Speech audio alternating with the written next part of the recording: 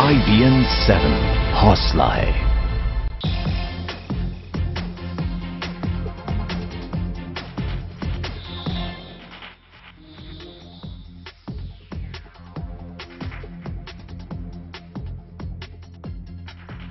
बार फिर आपका स्वागत है। रात 8 बजे की खबरों पर। रात 8 बजे के इस हिस्से में अब बात जनता दल परिवार की। जी हां, समाजवादी आंदोलन से निकले जनता परिवार की अलग अलग पार्टियों के नेताओं ने आज एक बार फिर दिल्ली में मुलायम सिंह के घर पर मुलाकात की।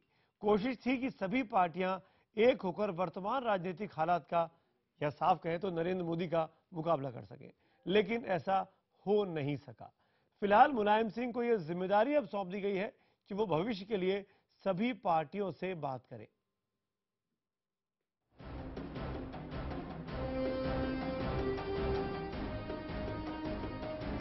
करीब 2 दशक पहले अलग हुए जनता परिवार के 6 दलों के नेताओं ने मिलकर केंद्र के खिलाफ मोर्चा खोलने की कवायद शुरू कर दी। इस कवायद को पूरा करने के लिए इसकी जिम्मेदारी समाजवादी पार्टी के मुखिया मुलायम सिंह यादव को सौंपी गई। गुरुवार को मुलायम सिंह के आवास पर करीब 2 घंटे चली बैठक में Samajwadi party, JDU, RJD, JDS, INLD और समाजवादी जनता पार्टी के नेताओं ने हिस्सा लिया। एक दल बनाने की बात कि सबको मर्ज करके एक दल बनाना है, हम लोग उसी दिशा में आगे बढ़ रहे हैं और उसी के लिए आज श्री मुलायम सिंह जी को अधिकृत कर दिया गया है कि अब सब लोगों से बात करके इसके आगे की जो मोडालिटीज होती है, जो रूपरेखा होता है, उसके बारे में वो चर्चा करके निर्धारित करें। नया दल कब तक अस्तित्व में आ जाएगा, इस सवाल का जवाब तो आने वाले दिनों में मिलेगा, लेकिन बैठक में ये तय किया गया है कि ये सभी दल 22 दिसंबर को दिल्ली में अपनी एकजुटता का प्रदर्शन करेंगे। कालाधन, किसानों की अपेक्षा और बेरोजगारी के मुद्दे पर दिल्ली में संयुक्त रूप से धरने का आयोजन करेंगे। फिलहाल इन दलों के एक साथ आने की स्थिति में लोकसभा में उनकी संख्या 15 और राज्यसभा में 30 हो जाएगी। कल तक कांग्रेस विरोध की राजनीति करने वाली इन पार्टियों के नेता आज बीजेपी की बढ़ती ताकत से परेशान हैं। इन पार्टियों के नेताओं ने भले ही बीजेपी के बढ़ते जनाधार और अपनी घटती प्रासंगिकता के मद्देनजर एकजुट होने का फैसला किया है, लेकिन ये भी सच है कि पहले भी 3 बार ऐसी कवायद हो चुकी है जो हर बार नाकाम रही है। See, Janata Dal DNA is such that whenever they unite to split. हाल ही में लालू और नीतीश की पार्टी ने बिहार विधानसभा के उपचुनाव मिलकर लड़े थे। इन पार्टियों के नेताओं का दावा है कि भविष्य में सभी पार्टियां मिलकर चुनाव लड़ेंगी और बीजेपी का सामना करेंगी। लेकिन बड़ा सवाल यही कि क्या खुद को अपने अपने प्रभाव क्षेत्र का छत्रप मानने वाले इन दलों के नेता अपनी व्यक्तिगत महत्वाकांक्षाओं को पीछे रख सकेंगे? बिखरे जनता दल को एक करने की जिम्मेदारी कभी पहलवान रहे मुलायम सिंह यादव को सौंपी गई है। मोदी विरोध के नाम पर दांव पेच लगाकर मुलायम सिंह अगर भानुमति का कुनबा बना भी ले तो बड़ा सवाल ये है कि ये कुनबा कब तक इकट्ठा रहेगा। कैमरामैन कमलदेव के साथ अरुण सिंह, दिल्ली, IBN 7। और इसी मामले पर चर्चा करने के लिए कि क्या ये एक नया मोर्चा जो बन रहा है, एक नई ताकत जो बन रहा है, उससे भारत की लोकतांत्रिक व्यवस्था को मजबूती मिलेगी, या ये मोर्चा एक बार फिर बिखरने के लिए एकजुट हो रहा है। मेरे साथ बात करने के लिए इस वक्त मौजूद है स्टूडियो में समाजवादी पार्टी के नेता चौधरी साहब सिंह, और दिल्ली से बीजेपी के प्रवक्ता सुधांशु त्रिवेदी हमारे साथ जुड़ रहे हैं। जेडीयू के नेता अली अलवर हमारे साथ जुड़ेंगे और आरजेडी के नेता मनोज झा भी हमारे साथ जुड़ रहे हैं। मनोज जी, ये चर्चा थी, ये कहा गया था कि ये आज अनाउंसमेंट हो जाएगा मर्जर का या मोर्चे का, पर आज तो लगा कि अभी शुरुआत हो रही है, अभी तय ही नहीं है कि किस दिशा में आगे जाना है इस पूरे चारों पांचों पार्टियों के गठबंधन को। देखिए सुमित जी, मैं साफ तौर पे ये कहूं कि ये मीडिया का स्पेकुलेशन ज्यादा था कि आज ही सब कुछ हो जाएगा। ये संभव नहीं है।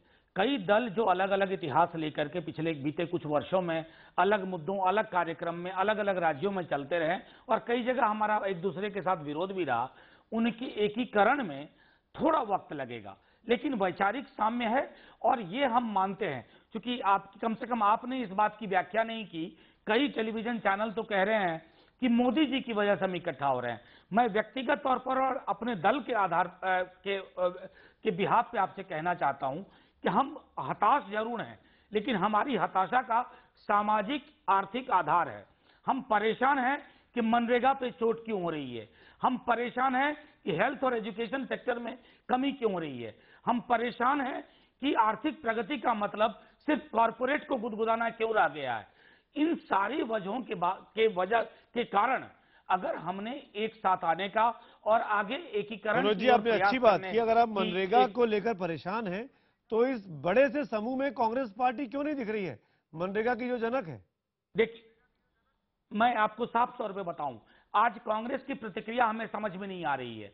हम जो कोशिश कर रहे हैं, हमारा सिर्फ यह मानना है कि नव उदारवाद का जो दक्षिणपंथी चेहरा है, जहां मोदी जी और भाजपा का विरोध, उसका अपराधीकरण हो रहा है, असहमति का अपराधीकरण, क्रिमिनलाइज किया जा रहा है। मैं समझता हूं कि एक भयावह संकेत है और कांग्रेस को हमारे इस एकीकरण को, एक साथ आने को एक संवेदना के साथ, एक पॉजिटिव नजरिए के साथ देखना चाहिए, क्योंकि हम जमहूरियत बचाने की कोशिश कर रहे हैं। हम ये नहीं चाह रहे हैं कि अगर जमहूरियत बचाना इतनी बड़ी जरूरत है इस वक्त की साहब सिंह जी, तो आप सबको तो एक हो जाना चाहिए, फिर अलग अलग पार्टियां क्यों हैं? सुमित जी, मिलकर एक ताकत बनेगी, मुट्ठी बनेगी। सुमित जी देखिए, ऐसा है, ये देश, हमारे देश का लोकतंत्र का जिस तरह का हालात हैं, उसमें लोग अपने तरीके से राजनीतिक पार्टी का गठन करते रहे, अपने तरीके से लोग जो राजनीतिक पार्टी चलाते रहे। लेकिन परिस्थितियां होती है, अब चूंकि जिस तरह की जो है बहुमत की केंद्र में सरकार बनी है, तो जो विपक्ष की स्थिति है, लोकतंत्र में विपक्ष का मजबूत होना जरूरी है, और उस आवश्यकता को महसूस करते हुए कि सरकार के खिलाफ जो मुद्दे हैं जनता के, चाहे बेरोजगारी का है, चाहे किसानों का है, आप लोग एक कहां हो रहे हैं? नहीं, हम आप एक साथ बैठते हैं, चाय पीते जरूर है, प्रेस की एक दिन की खबर बनती है। सुमित जी, अभी भी डिफरेंसेस है, अभी आज ही देख लीजिए ना क्या हुआ। नहीं, मैं बता रहा हूं सुमित जी, देखिए अभी जो बात है, जहां तक सवाल है इस बात का कि उस तरह कोई बात नहीं थी कि आज कोई घोषणा होने जा रही है। आज एक बड़ी बात हुई है कि सारे दलों के नेताओं ने मिलकर मुलायम सिंह जी को एक जिम्मेदारी दी है कि चूंकि वरिष्ठ नेता है सबसे, और ये जो सारे मामले में सब दलों से बात करके कि क्या स्वरूप होगा, किस तरीके का जो है ढांचा होगा, किस तरीके से हम लोग आगे बढ़ेंगे, तो सारे मामले पे जो है आज एक प्रक्रिया तय हुई है। मुलायम सिंह जी सारे दलों से बात करके, सब नेताओं से बात करके उसका एक रास्ता, एक प्रक्रिया उसकी तय करेंगे। अभी इतने दिनों से देखिए, तो चलता है, ये चलता है, सिस्टम बनाने में समय लगता है, सिस्टम बनाने में समय लगता है। बीजेपी तो प्रसन्न नहीं होगी कि ये मिलकर भी नहीं मिल रहे हैं। देखिए सुमित जी, ये घटना भारत की राजनीति में एक ऐतिहासिक महत्व रखती है। ये एक युगांतर स्थापित कर रही है कि कांग्रेस वर्सेस रेस्ट के दौर से हम भाजपा वर्सेस रेस्ट की ओर आ रहे हैं। दूसरी बात, एक ऐतिहासिक सबक है। याद करिए 1977 में पहली बार जब सरकार बनी थी, उसमें सबसे बड़ा घटक भारतीय जनसंघ था, जिसके 90 से अधिक सांसद थे। मगर इसी जनता पार्टी ने हमें दोहरी सदस्यता के मुद्दे पे निकाल दिया था जनता पार्टी से, और 1980 में हम भारतीय जनता पार्टी के रूप में नए रूप में सामने आए थे। और आज 34 साल में क्या हुआ, वही जनता पार्टी छिन्न भिन्न होकर इधर उधर हो गई, और हम कहां पहुंच गए, और आज हमको रोकने के लिए ये एक हो रहे हैं। तो ये दर्शा रहा है कि इतिहास बदल गया है, नए युग का श्री गणेश हो गया है। और जो इन्होंने कहा गरीब, किसान, मजदूर, तो इनके शासनकाल में बिहार में गरीब गुरबा की उस सरकार में गरीब बद से बदतर हालत में कैसे पहुंचता चला गया, ग्रोथ रेट निगेटिव होती चली गई, बेरोजगारी बढ़ती चली गई, और बिहार के बाहर पलायन की पराकाष्ठा उसी दौर में दिखी। तो इससे इनकी नीति में क्या है यह भी साफ दिख रहा है। और एक बात मैं और कहना चाहूंगा, एक विज्ञान की बात, कि किसी भी चीज का एक सेंटर ऑफ ग्रेविटी होता है।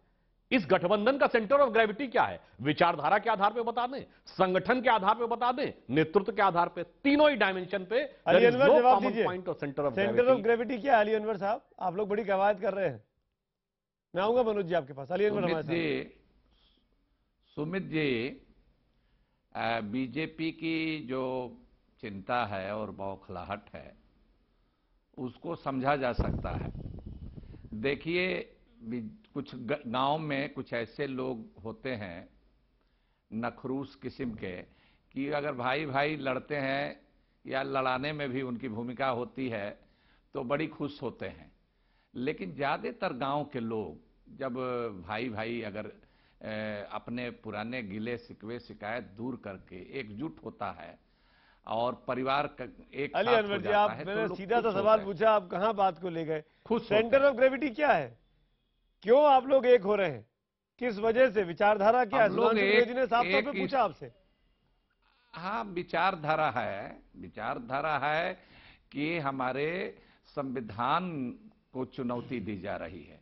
संविधान में समतामूलक समाज बनाने की बात है, सोशलिस्ट समाजवादी समाज बनाने की बात है, सेकुलरिज्म है, उसको चुनौती मिल रही है, उसको चुनौती मिल रही है। और इसलिए जो लोग भी समाजवादी हैं उनका ये फर्ज है कि देश सर्वोपरि है, हमारे समाज को जो बांटने की कोशिश हो रही है, देखा ज्यादा, जो जहर मैं एक ब्रेक में जा रहा हूं अली अनवर साहब, मनोज जी आऊंगा आपके पास भी, लेकिन अभी हमने देखा ज्यादा दिन नहीं हुए, महज 6 महीने हुए हैं इन्हीं राजनीतिक पार्टियों का, आप तमाम राजनीतिक पार्टियों का क्या हुआ लोकसभा चुनावों में।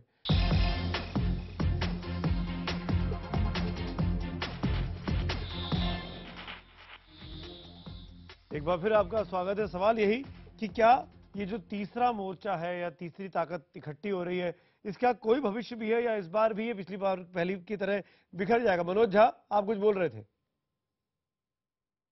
मैं एक छोटी टिप्पणी करना चाह रहा था। सेंटर ऑफ ग्रेविटी को लेकर आपने सवाल पूछा, मुझसे पूछिए, मेरे दल के किसी कार्यकर्ता से या हमारे मित्र दलों के कार्यकर्ताओं से, हमारे लिए सेंटर ऑफ ग्रेविटी है कि हम कहीं ना कहीं इस दक्षिणपंथी अधिनायकवाद से परेशान हैं। सुधांशु जी बिल्कुल सही कह रहे थे, 77 में एंटी कांग्रेस था, अभी एंटी बीजेपी है। बिल्कुल उनकी बात से मैं सहमत हूं। 77 में हम व्यक्तिवादी अधिनायकवाद से परेशान थे और 2014 में इस मुल्क की आबो हवा, इस मुल्क की फिजा दक्षिणपंथी अधिनायकवाद से परेशान है। और अब लब्बो लुबाब यह है कि कॉरपोरेट घरानों को माना हो कि उनको तिजोरी की चाबी मिल गई है। मैं समझता हूं कि हमारे तमाम मित्र को यह समझना चाहिए कि जमहूरियत में कोई भी चुनाव आखिरी चुनाव नहीं होता है। 2014 का चुनाव उन्होंने जीता, लेकिन हर क्षण जमहूरियत में परीक्षा होती है और हम सब अपने अपने कॉन्स्टिट्यूएंसीज के प्रति प्रतिबद्ध हैं। और शायद इस एकीकरण को उस दिशा में देखिए, सहानुभूति के साथ, संवेदना के साथ। सहानुभूति भी है, संवेदना भी है। साहब सिंह जी, क्या आपकी पार्टी अगर एक हो जाएगी, आप लोग एक हो जाएंगे जी, तो क्या होगा उसके बाद? देखिए सुमित जी, ये जो 6 महीने पहले अभी 2014 लोकसभा का चुनाव हुआ, इसमें देश की जनता के साथ बहुत बड़ा धोखा हुआ है। बड़े बड़े वादे किए गए, बड़े बड़े सपने दिखाए गए, काला धन वापिस आएगा, किसान को 1.5 गुने लागत का मुनाफा मिलेगा, बेरोजगारों को रोजगार मिलेगा, और पता नहीं किस किस तरह की जो है लोगों के आपकी सरकार ने सब दे दिया? नहीं, आपकी सरकार ने दिया। हमारी सरकार ने, उत्तर प्रदेश की सरकार ने क्या दिया? उत्तर प्रदेश की सरकार ने पहली सरकार है देश में कि जिसका जो चुनाव घोषणा पत्र था वो 2 साल के अंदर पूरा किया। पहली सरकार लैपटॉप देके वापस ले लिया? नहीं, मैं तो एक उदाहरण दे रहा हूँ, की बात नहीं, बहुत सारे लैपटॉप अनाउंस किया, लैपटॉप वापस ले लिया। देखिए, जो भी बिजली आती है उत्तर प्रदेश में, सुमित जी देखिए वही बातें करिए जो आपको पता है। नहीं, बिजली की जो स्थिति थी, बिजली के जो हालात थे, जब सरकार हम लोगों ने संभाली थी, जो बिजली की स्थिति आज उससे बहुत अगर यूपी में आपने इतना अच्छा काम किया था तो केवल 5 यादव परिवार के लोग क्यों जीत क्या है? अरे वो तो जनता ने, लोग कहां गए 70 में? जनता ने विश्वास किया परिवार पे, उसका क्या? बाकी लोगों को विश्वास के लायक नहीं है, लेकिन पूरी पार्टी विश्वास के लायक नहीं है। लेकिन मैं ये कहना चाहता हूँ सुमित जी, पूरी पार्टी विश्वास के लायक नहीं है जी। ये जो यादव के और के लोग ही आएंगे समाजवादी पार्टी में। देखिए, ये चौधरी साहब सिंह क्या कर रहे हैं फिर पार्टी में? जी, ये जो सवाल आपने उठाया है, कि इसकी जरूरत क्यों पड़ी, इसकी जरूरत क्यों पड़ी, मोर्चा ये जो हो रहा है इसकी जरूरत क्यों पड़ी? इसकी जरूरत इसलिए पड़ी है कि जो सवाल है जनता के, चाहे वो किसान का सवाल है, बेरोजगारी का सवाल है, चाहे वो काले धन का सवाल है, चाहे महंगाई का सवाल है। तीनों नुमाइंदे जो है यहाँ पे नए मोर्चे के, अली अनवर साहब की सरकार चल रही है जी, आपकी सरकार उत्तर प्रदेश में चल रही है और आरजेडी अपनी सरकार चला चुका है, और वही सरकार गंवाने के बाद 15 साल के बाद उसी नीतीश कुमार के साथ दोस्ती की उन्होंने। सुधांशु त्रिवेदी को 6 महीने हुए हैं और तीनों राज्यों में आपके दोनों राज्यों में, बिहार में भी और यूपी में भी बीजेपी ने अच्छा प्रदर्शन किया है। ये तो फैक्ट कह रहे हैं, ये मेरे कहने की बात नहीं है, ये तो आंकड़े कह रहे हैं, देश की जनता ने दिखाया। सुधांशु जी, मैं आपसे पूछना चाहूंगा, आपकी पार्टी ने 6 महीने में तमाम वादे तोड़े हैं, इसलिए इन सबको एक होना पड़ रहा है। देखिए क्यों एक हो रहे हैं, वो भी मनोज झा जी ने 2 शब्दों का प्रयोग किया, दक्षिणपंथी अधिनायकवाद। दोनों पे मैं कहना चाहूंगा, अरे अधिनायकवाद की पराकाष्ठा जिन दलों में दिखी, कुनबा परस्ती की पराकाष्ठा, वो आज अधिनायकवाद के खिलाफ लड़ाई लड़ रहे हैं, यह हास्यास्पद है। दक्षिण पंथ की बात कहें, जब जब इन्होंने तथाकथित सांप्रदायिकता को मुद्दा बनाकर हमें अलग किया, 80 का उदाहरण मैंने दिया, 1989 में वीपी सिंह के साथ आए, राम मंदिर के मुद्दे पे हमको अलग किया, क्या हुआ? अगले चुनाव में 140 वाला जनता दल 40 पे और भाजपा 120 सीटों के साथ मुख्य प्रतिपक्षी दल। फिर 96 और 97 में देवगौड़ा गुजराल के साथ कांग्रेस को समर्थन किया तथाकथित सांप्रदायिक शक्तियों ने हमको रोकने के लिए, परिणाम 98 में हमारी सरकार। और इस बार मोदी जी के ऊपर सांप्रदायिकता का हल्ला मचाकर सब एक हुए, परिणाम सामने। देश की जनता 21वीं सदी में समझदार हो गई है, घनघोर सांप्रदायिकता को जवाब दीजिए, सेक्युलरिज्म के मुलम्मे से कन्विंस होने वाली अनवर जवाब दीजिए सुधांशु जी की बातों का। नहीं, अच्छी बात है, त्रिवेदी जी इसी मुगालते में रहे, बीजेपी इसी मुगालते में रहे तो अच्छी बात है। अरे हमारे झा जी ठीक ही कह रहे थे कि कोई चुनाव आखिरी नारे, यहाँ 400 लोग जीते हैं और जरा भी समय नहीं लगा है, काफूर हो गया है पूरा। तो ये जो बहुमत है जनता समझ गई है, जो महंगाई से त्रस्त है, बेरोजगारी से त्रस्त है, जो काला धन लाने का, अरे भाई आप बाबा रामदेव का मुंह तो बंद कर सकते हैं, आप उनको जेड सिक्योरिटी दे करके वो उनका मुंह बंद कर सकते हैं, लेकिन आप जनता का मुंह कैसे बंद कीजिएगा? कर दूं, सुधांशु त्रिवेदी डिबेट में चले गए, वो 8:45 तक हमारे साथ थे। लेकिन एक सवाल जाते जाते अली अनवर साहब मैं जरूर पूछूंगा आपसे, अगर यही कवायद जनता परिवार को एक करने की आप लोगों ने मई 2014 के पहले की होती ना, तब हमको लगता है कि वाकई में आप लोग संजीदा हैं। अभी आप लोग भी मौका परस्त दिखाई दे रहे हैं, आप लोग भी लग रहा है कि नरेंद्र मोदी के भय की वजह से जिस अधिनायकवाद की आप लोग बात कर रहे हैं, आज आपको वो अधिनायक ही एक कर रहा है। सुमित जी, जिस तरह से समाज को बांटने की कोशिश हो रही है और जहर बोने की कोशिश हो रही है, और आर्थिक मोर्चे पर जिस तरह से अब बताइए कि एक पूंजीपति को जिसको 4 बैंक ने डिनाई कर दिया कर्ज देने से, उसको एक इतना बड़ा कर्ज की आज तक किसी पूंजीपति को इतना बड़ा कर्ज नहीं मिला। तो ये सब क्या हो रहा है? ये सारी चीजें देश की जनता देख रही है। एक तरह तेल का दाम, डीजल का दाम, ये का दाम आप बता रहे हैं, अच्छा लग रहा है अली अनवर साहब, अच्छा लग रहा है ड्यूटी यहाँ पर वो पूंजीपति होता अपने बचाव करने के लिए और कह देते, लेकिन उस बैंक ने जरूर सफाई दी है। मुझे हमको उस बैंक की बात माननी चाहिए कि उनके बीच वो एग्रीमेंट हुआ है कि क्यों वो लोन दिया गया।